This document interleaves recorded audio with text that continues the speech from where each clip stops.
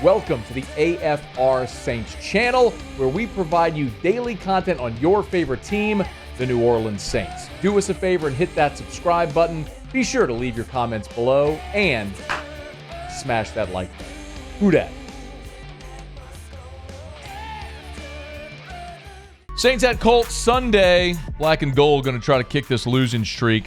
Guy who knows a lot about both organizations, Rick Venturi, spent a decade as a Saints assistant and interim head coach back in 1996.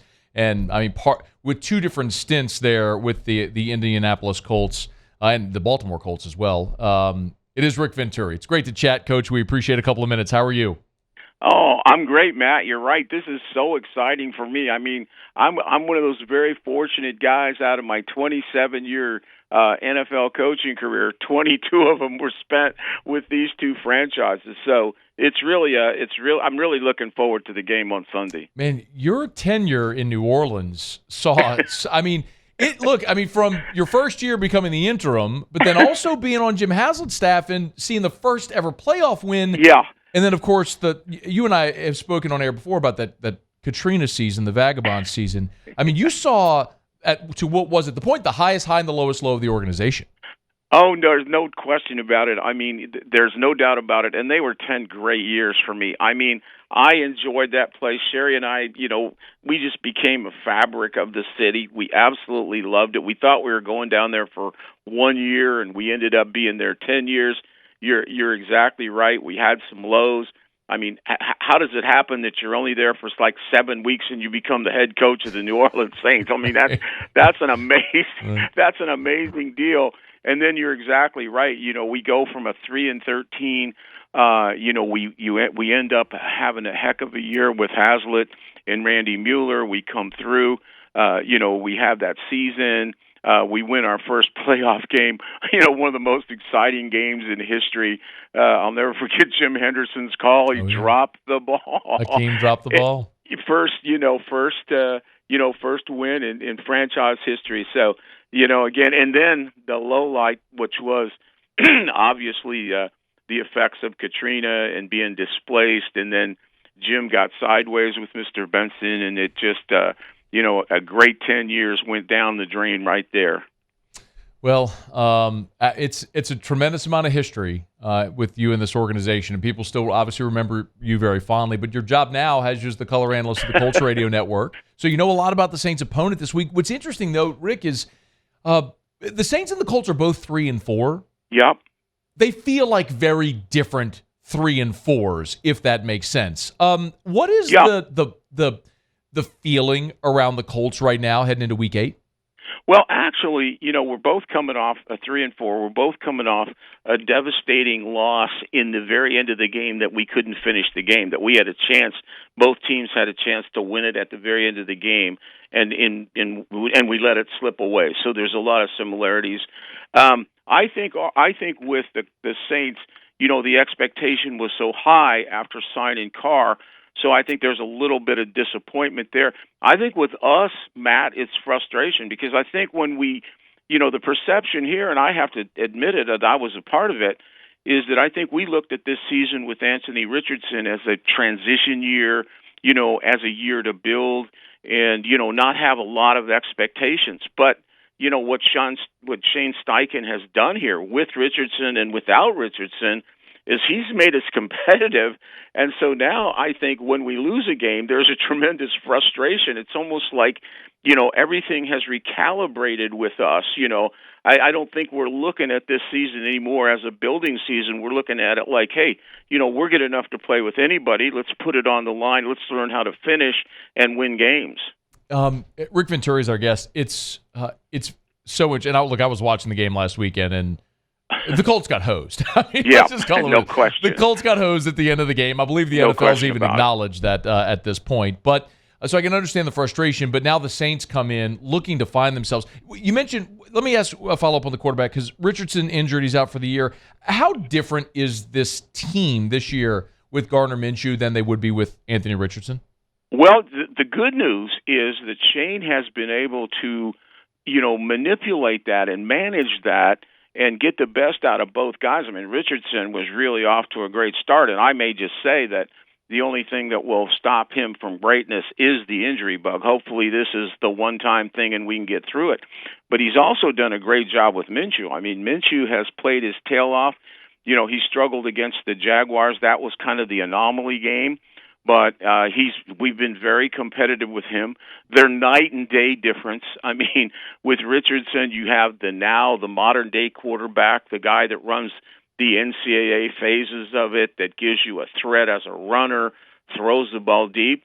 And with Minshew, you come in, you have a kind of a classic NFL quarterback, very smart, kind of manages the game. I call him 1,000 paper cuts because that's how he beats you. If you sit around and let him beat you, I mean, he'll just kind of pepper you apart. When he's on, he reminds me a little bit of a kind of a poor man's Drew Brees, to tell you the truth. He operates really well. He doesn't make many mistakes, albeit the Jacksonville game. Yeah. And so, and I just think Steichen has, and I'm pretty critical here. People will tell you I'm pretty unfiltered. I think Steichen has just done a great job with this offense, and he made a transition last week totally that we found out in Jacksonville. We can't throw the ball 50 times and win. That's just not us. So, he made the transition. We ran it 40 times. Jonathan Taylor looks to me like he's really hit his stride again. We got a young receiver in Josh Downs out of North Carolina who's a playmaker. And he did a great job of getting the ball in their hands last week, and we scored 38 points on that Browns defense. It was incredible to watch, especially a week removed from the Jacksonville game. Yeah. Which, for those who don't remember, Jacksonville goes and spends 2 weeks in London. They come back, and that was a tailor-made letdown spot. I loved the Colts in that game, and Jacksonville blew the doors off of Indy in that game. Absolutely. I mean, and I think we were all in a state of shock because we thought we had it all going for us. We come off a huge win at Tennessee, and we're ready to go. And the Jaguars have just kind of had our number, though. They really have. And without Richardson, I don't think we had quite made that transition of getting back to who we have to be. And they just attacked us. They stuffed the run. They got in our face. They stuffed the short passing game. And before you knew it, and to be honest with you, Jacksonville's very good. I mean, they're a very, very good team. You found that out yourself. I mean, it's a good ball club, and when they're on, they can really play. But like I said, it was a terrific change from the mistakes of the Jacksonville game to how we played Cleveland. Rick Venturi for a couple more minutes, previewing Saints Colts, color analyst on the Colts radio network. The Colts offense has been very good. The defense is a lot of points. Yeah. The Saints offense, Rick, stinks. So when you look at two units that have struggled, how do you look at who might have the edge there when, for lack of better phrasing, it's kind of like bad on bad? Well, yeah, I tell you, basically what's really hurt us is we, in the in the midst of the Richardson thing, people lost sight of the fact that we got our really good nose tackle, Grover Stewart, one of the most underrated players in the league, suspended for 6 weeks, and that's created a big void on our defense. We have had a hard time finishing. We're a team that has played 57 minutes good, and then in the last 2 minutes, and this is a year and a half of it now, the inability, even though the officials cost us the game, the 67 yards they got right through us right now with P.J. Walker and got the ball in our back porch. The thing that troubles me as a defensive coordinator and my vision there is that the Colts or the Saints they're talented. They just haven't been in sync. And when they are in sync, you see a 34-0 game at Foxborough. You see the skill level that they have, but they just, with Carr coming in there they're just not in sync. You saw that the other night early in the game. Just the timing and some of the communication wasn't there. But, you still have a, 5-time Pro Bowler in Kamara, who I think, stirs the drink. Thomas is coming back. You got Olave. You got, Shadim. It's a very, very, and then, of course, you have probably the biggest problem to defend in Taysom Hill. So to me, the thing that troubles me a little bit as a defensive coordinator is even though the success ratio hasn't been there, to me, I still think that the Saints offense still has a real high side to it. When you look at Sunday's game there in Indy, what do you think is the key that might tip the scale one way or another? And I think the spread in this one's a point and a half. I mean, the odds makers are calling this one a virtual coin flip. What does tip the scale on Sunday? Well, I think a couple of things. I think the one thing, and maybe I'll look at it from the Colts' perspective relative to the Saints. I think the Colts have to keep Carr in disadvantage. They have to play good early in the game, and they have to play good early in the series to create those third and longs. Because what happens to the Saints right now is their offensive line is fluid. They're struggling. They're struggling on third down. They're struggling on sacks. But most of those come, and disadvantage, 3rd and 8, where you can bring the pressure on that offensive line. I really think, gaining advantage both in the scoring and gaining advantage in the chains early is important.